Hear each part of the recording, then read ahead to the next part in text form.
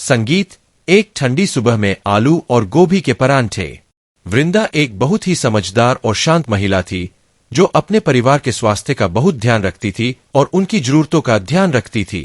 एक दिन वह अपने पति केशव और बेटे राहुल के लिए नाश्ता बना रही थी। तभी उसका बेटा और पति सीढ़ियों से नीचे आते हैं। वह आकर कहता है, वृंदा, कभी कभी मुझे भी कुछ अच्छा खिला दिया करो। जब भी मैं तुम्हें देखता हूं तुमने ओट्स, दलिया, पोहा वगैरह सब कुछ बनाया होता है। मैं दिन में 2 बार जिम जाता हूं और अपनी सेहत का ध्यान रखता हूं। मैं तुम्हारा बहुत ख्याल रखता हूं, लेकिन तुम मेरी सेहत का मुझसे भी ज्यादा ख्याल रखती हो। कभी कभी तो मुझे भी कुछ अच्छा खाने का मन करता है। तुम दोनों यह मत भूलना कि यह सब तुम्हारी सेहत के लिए कर रहा हूं। जितना ज्यादा हेल्दी खाना खाओगे तुम्हारी सेहत उतनी ही अच्छी रहेगी। और केशव, तुम ये बात समझते क्यों नहीं? 50 की उम्र में तुम 60 के लग रहे हो। उन्हें इसका एहसास होने लगा है।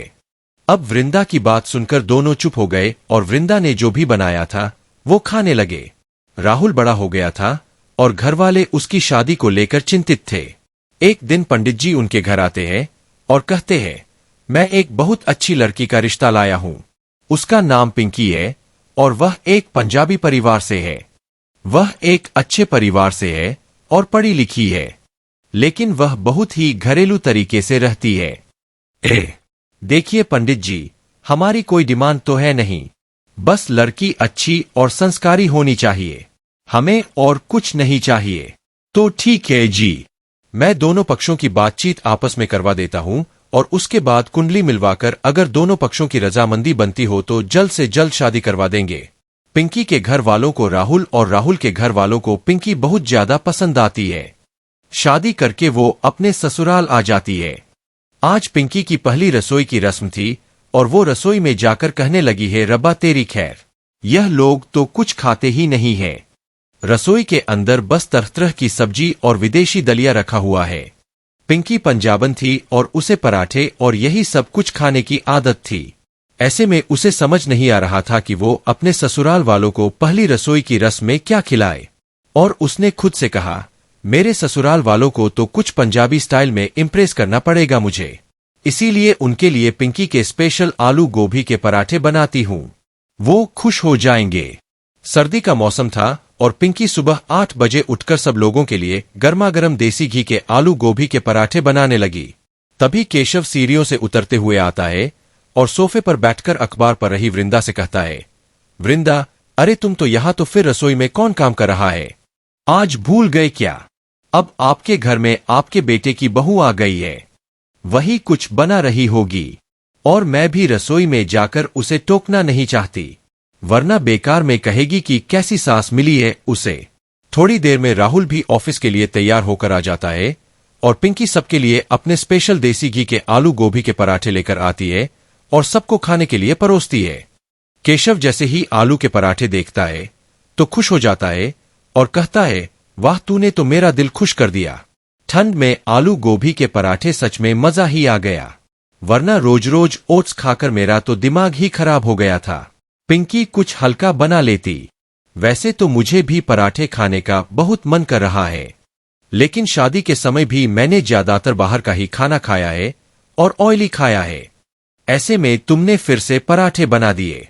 कोई बात नहीं बेटा, जो बना है वो खा लो। वैसे भी तुम दोनों को तो आलू के पराठे बहुत ज्यादा पसंद है और बहू ने सच में आलू गोभी के पराठे बहुत अच्छे बनाए हैं। और देखो, मैं भी तो खा रही हूं। इसके बाद पूरा परिवार पिंकी के बनाए हुए आलू गोभी के पराठे खा लेता है। पिंकी आलू गोभी के पराठे वृंदा के उठने से पहले ही बनाकर रख दिया करती थी। वृंदा फिर से एक सुबह नाश्ते में आलू के पराठे देखकर सोचती है, हे भगवान, मेरी बहू पिंकी ने तो फिर से सुबह सुबह ठंड में आलू गोभी के पराठे बना दिए। लगता है इसे आलू गोभी के पराठे बहुत ज्यादा ही पसंद है। वैसे भी यह बच्ची अब यह नया घर परिवार छोड़कर आई है। अगर मैं इसे ज्यादा कुछ टोकूंगी तो उसे बुरा लगेगा। चुपचाप खा लेती हूं। वृंदा, जो कि अपनी हेल्थ का और परिवार की सेहत का इतना ज्यादा ध्यान रखा करती थी, वो भी पिंकी को कुछ नहीं कहती। और यह देखकर राहुल और केशव भी जो बना है वह खा लेते हैं। दोपहर के समय पिंकी अपनी सास वृंदा के पास आती है और कहती है, माँ जी, आपने बताया नहीं कि आप दोपहर में क्या खाएंगी। पिंकी बहू, आखिर मैं क्या ही खाऊंगी। वैसे भी तुम्हारे ही सुबह के वो ठंड में आलू गोभी के पराठे खाकर पेट इतना ज्यादा भरा हुआ है। वैसे भी ठंड में हम कम ही मेहनत करते हैं, इस वजह से वह खाना पच नहीं पाता। और अभी तो पहले का ही खाना नहीं बचा है, तो मैं नया खाना कैसे खा सकती हूँ। माँ जी, आप कैसी बात करती हो। मेरी माता सुबह सुबह नाश्ते में 5-6 आलू के पराठे खा जाती थी और दोपहर में भी फिर से अलग से खाना मांगती थी, और रात में तो बिना चिकन के उनका काम ही नहीं चलता था। आप लोगों की तो खुराक ही नहीं है। पिंकी बहू, वो तो तेरी माँ का वजन देखकर ही पता चलता है कि उनकी अच्छी खासी खुराक है। खैर कोई बात नहीं, मैं यह कह रही थी कि कल तू आलू गोभी के पराठे मत बनाना। पिंकी यह बात सुनती है तो वह उदास हो जाती है और उसके बाद उदास होकर पूछती है, माँ जी, मैं आलू गोभी के पराठे क्यों ना बनाऊं। क्या आपको मेरे आलू गोभी के पराठे अच्छे नहीं लगे, उसमें कोई कमी है तो मुझे बताइए, मैं उसे ठीक करने की कोशिश करूंगी। वृंदा भी अपनी बहू का उदास चेहरा देखकर और उदास हो जाती है और कहती है, नहीं बहू, तेरे पराठों में कोई भी कमी नहीं है। तू तो पंजाबन है और बहुत अच्छे पराठे बनाती है, लेकिन ठंड में सुबह सुबह हमारे लिए आलू गोभी के पराठे बनाकर कर तू बहुत ज्यादा थक जाती होगी, इसलिए मैं तुझे और परेशान नहीं करना चाहती। माँ जी, आप बिल्कुल भी चिंता मत कीजिए। मुझे आप लोगों को पराठे बनाकर खिलाना बहुत अच्छा लगता है और मैं आलू गोभी के पराठे हर समय बना सकती हूँ, खा सकती हूँ। और चाहे गर्मी हो या बरसात, मुझे आलू के पराठे बनाने में कोई भी दिक्कत नहीं है। वृंदा भी अब अपनी बहू पिंकी की इतनी मासूमियत भरी बातें सुनकर कुछ नहीं बोल पाती, और पिंकी ऐसे ही ठंड में रोज आलू गोभी के पराठे बनाकर रख दिया करती। अब उसके पूरे ससुराल वालों के अंदर आलस भर चुका था। धीरे धीरे वृंदा का भी वजन बढ़ने लगता है। एक दिन सीढ़ियां उतरते हुए वो बहुत ज्यादा हाफ रही थी और खुद से कहती है, पहले जब मैं हेल्दी खाना खाती थी तो मेरे अंदर कितनी ताकत रहती थी। अब मैं थोड़ा सा भी चलती फिरती हूं तो हाफने लगती हूं और ना ही मुझसे ज्यादा काम होता है, ना ही चलना फिरना आता है। मुझे पिंकी से इस बारे में बात करनी होगी। इसके बाद वृंदा किसी को बिल्कुल भी तकलीफ नहीं देना चाहती थी, इसलिए वो एक तरकीब सोचती है। वो अपने एक पुराने दोस्त, जो कि एक डॉक्टर था जिसका नाम अश्विन था, उसे अपने घर बुलाती है। वह वृंदा का चेकअप करने के बाद पिंकी से कहता है, देखिए जी, आप जो इन्हें रोज सुबह ठंड में गर्मा गर्म आलू के पराठे खिला रहे हैं, उसकी वजह से इनका कोलेस्ट्रॉल बहुत ज्यादा बढ़ गया और तभी इनकी तबीयत इतनी ज्यादा खराब हो रही है। मैं यही कहूंगा कि आप इन्हें हेल्दी खाना खिलाइए। अरे डॉक्टर, तुम्हें डॉक्टर होने की डिग्री दी किसने? तुम्हें तो कुछ भी नहीं आता जाता। पराठे खाने से शरीर में ताकत आती है और घी खाने से शरीर में चिकनाहट बनी रहती है। लगता है तुमने किसी झोलाछाप यूनिवर्सिटी से डॉक्टर की पढ़ाई की है। पिंकी जोर जोर से डॉक्टर को सुना रही होती है कि तभी वृंदा के दोस्त डॉक्टर अश्विन को गुस्सा आ जाता है और वह कहते हैं, पहली बात तो मैं सिर्फ एक डॉक्टर नहीं हूं बल्कि तुम्हारी सास का दोस्त हूं। उसने मुझे रिक्वेस्ट करके यहां बुलाया था और तुम्हें यह सब कहने को बोला था ताकि तुम ठंड में सुबह सुबह आलू के पराठे बनाना छोड़ दो और हेल्दी डाइट अपने ससुराल वालों को दो। लेकिन मैं वृंदा से अक्सर मिलता रहता हूं और आज उसे देखते ही मैं समझ गया था कि उसके शरीर में सच में कोलेस्ट्रॉल बढ़ गया है। अगर तुम अपने परिवार वालों के दुश्मन नहीं हो तो उम्मीद करता हूं कि तुम उन्हें हेल्दी खाना दोगी। डॉक्टर यह बोलकर चला जाता है। पिंकी यह बातें सुनती है तो पहले तो उसे बुरा लगता है और उसके बाद वह अपने कमरे में जाकर रोने लगती है। तभी उसकी नजर आईने पर पड़ती है और वह खुद को शीशे में देखकर कहती है, माँ ने जो भी किया मेरे भले के लिए किया है। क्या सच में शादी के बाद मेरा वजन भी कितना बढ़ गया है। मेरी खुद की माँ भी मुझे रोज रोज आलू के पराठे नहीं खाने देती थी और बोलती थी कि अगर मैं मोटी हो गई तो मेरे रिश्ते में दिक्कत आएगी और मुझे बीमारी हो सकती है।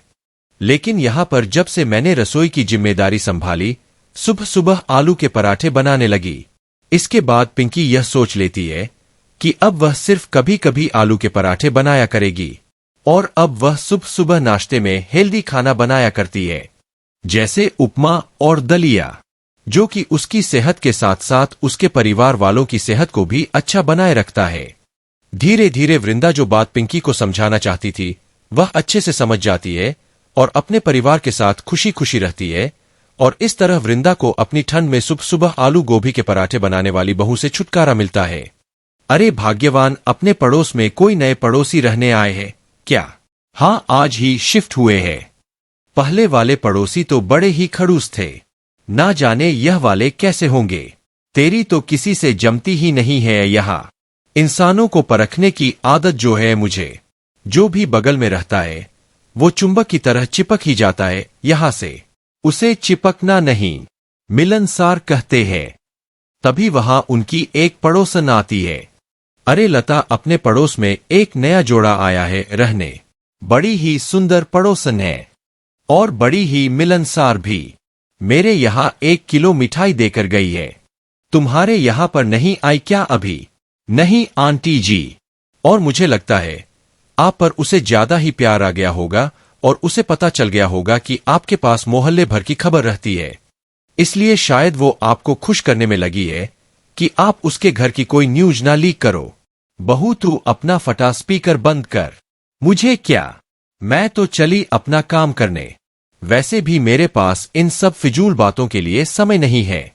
बड़ी बड़ बोली है तेरी बहू लता। अच्छा, मैं चलती हूं। उर्मिला के जाते ही उनकी नई पड़ोसन मायरा उनके घर की घंटी बजाती है। सुनैना जाकर दरवाजा खोलती है।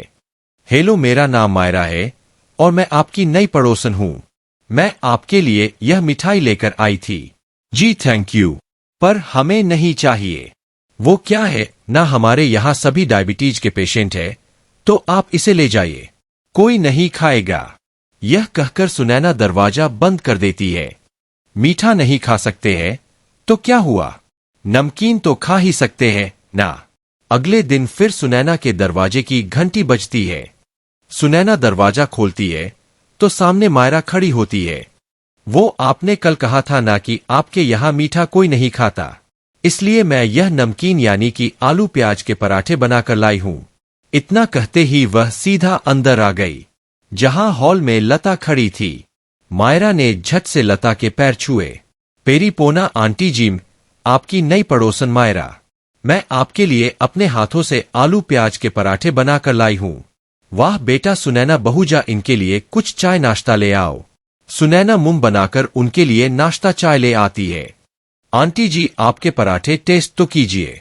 हाँ बेटा जरूर। हम वाह वाह वाह वाह, क्या स्वाद है इन आलू प्याज के पराठे में। तुम्हारे अंकल आएंगे ना, तुम उन्हें भी टेस्ट करवाऊंगी। आंटी जी, ये तो थोड़े से ही है, आप इन्हें खा लीजिए, मैं कल और बनाकर ले आऊंगी। अच्छा, मैं चलती हूं। पेरी पॉन आंटी जी। मायरा वहां से चली जाती है। तभी लता सुनैना से कहती है, वाह कितनी संस्कारी लड़की है, आते वक्त भी पैर छुए और जाते वक्त भी। इसे कहते हैं संस्कार। ऊपर से इतने स्वादिष्ट पराठे बनाती है तो उसे ही बहू बनाकर ले आती ना। हाँ हाँ, मेरे ही कर्म फूटे थे जो तुझे ले आई। ऐसे ही अगले दिन यानी कि संडे वाले दिन सभी घर वाले एक साथ नाश्ता कर रहे होते हैं। तभी उनके दरवाजे की घंटी बजती है। सुनैना दरवाजा खोलती है तो फिर से सामने मायरा खड़ी होती है। वो आलू प्याज के पराठों से भरा डिब्बा लेकर घर में घुस जाती है और सुनैना के सास ससुर के पैर छूती है।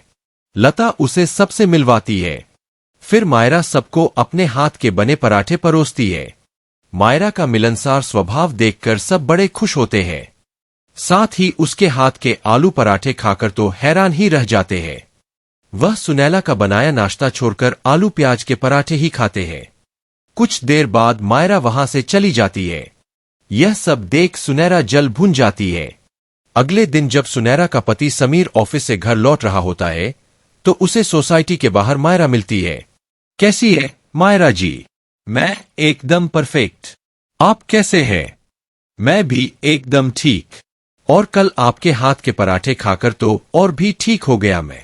आपको पता है, आपके हाथों के आलू पराठों की तारीफ तो मैंने अपने ऑफिस में भी की है। वहां तो सब कह रहे थे कि हमें भी टेस्ट करने हैं। ऐसी बात है, फिर तो आपका कल का टिफिन मेरी तरफ से।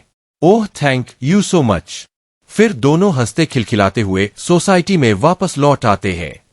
उन दोनों को साथ देखकर सुनैना जल बुन जाती है। अगले दिन मायरा टिफिन बनाकर समीर को उसके घर देकर चली जाती है। क्या चल रहा है यह सब? क्या कुछ भी तो नहीं। तुम भी ना बेकार की बातें सोच रही हो। मैंने तो बस उसके आलू पराठे की तारीफ की अपने ऑफिस में। अच्छा, उसके हाथ के आलू पराठे तुम्हें बड़े पसंद है और मेरे हाथों की घी की चुबड़ी हुई रोटी भी कल घर वापस ले आए थे। ऊपर से कह रहे थे कि लकड़ी जैसी है, हलक से नहीं उतर रही। छोड़ो ना वह सब, हटो, मुझे ऑफिस के लिए देर हो रही है। समीर ऑफिस चला जाता है, लेकिन सुनैना सोच में पड़ जाती है। अगर मैंने इस मायरा की बच्ची को नहीं रोका तो यह मेरे घर वालों के साथ साथ मेरे पति को भी अपने कंट्रोल में कर लेगी। नहीं नहीं, अब मुझे कुछ करना होगा। इसके बाद सुनैना मायरा के ऊपर नजर रखने लगती है, साथ ही उसके पति अमित से भी जान पहचान बढ़ाने लगती है और धीरे धीरे बातों ही बातों में उसकी पसंद की डिश पता करने लगती है। फिर एक रोज मायरा की डोरबेल बजती है। अब इतनी सुबह सुबह कौन आ गया? सुन्ना जी होंगी। वो क्यों? दरवाजा खोलोगे तभी तो पता चले।